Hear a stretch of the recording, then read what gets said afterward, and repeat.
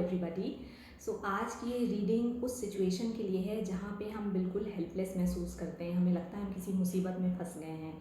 कहीं ऐसी सिचुएशन है जहाँ हम ना आगे बढ़ पा रहे हैं ना पीछे आ सकते हैं, डिसीजन नहीं ले पा रहे हैं, लोग हमें समझ नहीं आ रहे हैं, चीज़ें हमें समझ में नहीं आ रही हैं, अपनी सिचुएशन में हमें क्लैरिटी नहीं मिल रही है एंड अबव ऑल हम ये समझ नहीं पा रहे हैं कि भगवान हमसे क्या चाहता है इस समय में।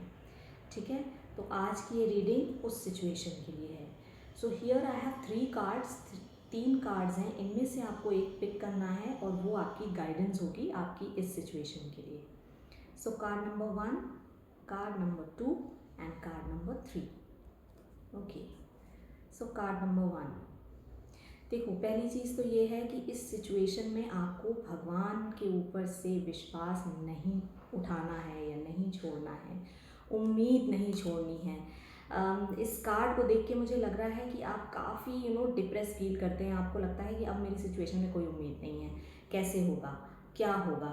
तो यही एक जो चीज़ है ना कि कैसे होगा, क्या होगा, इसको अपने दिमाग से हटाइए। अडॉप्ट अ पॉजिटिव एटीट्यूड कि जो होता है भगवान की मर्ज़ी से होता है, जो होता है हमारे अच्छे के लिए होता है। अगर ये एक टफ़ टाइम है तो ये भी मुझे कुछ सिखा के जा रहा है। ठीक है, सो this is the way you should think. इस तरह से आपको सोचना है अपनी सिचुएशन में फ़िलहाल के लिए। तो हैव पेशेंस और भगवान पे विश्वास रखिए, इस समय को निकल जाने दीजिए basically. Okay, so card number 2। Okay, this is the card. तो देखो, पहली चीज़ तो ये है कि अपने ऊपर ज़्यादा प्रेशर नहीं लेना है।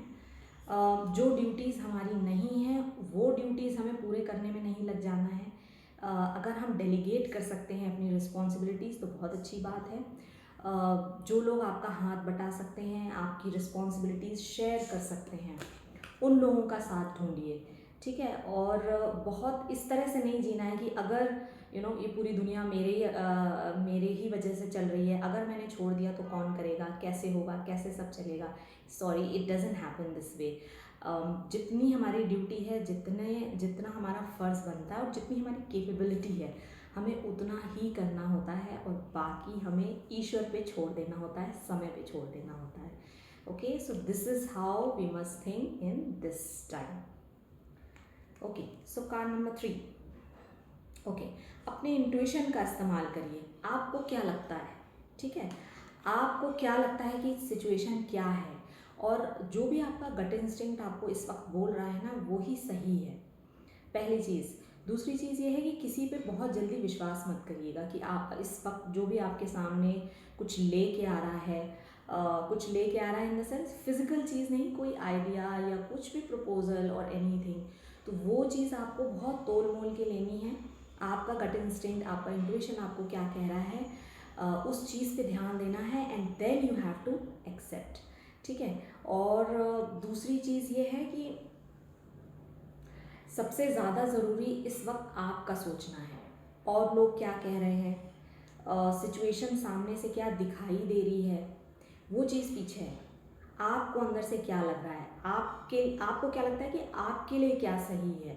ठीक है, उस चीज़ पे ध्यान दीजिए और उसी के अकॉर्डिंग डिसीजन लीजिए या उसी के अकॉर्डिंग चलिए। So that was the guidance. I hope this helps you.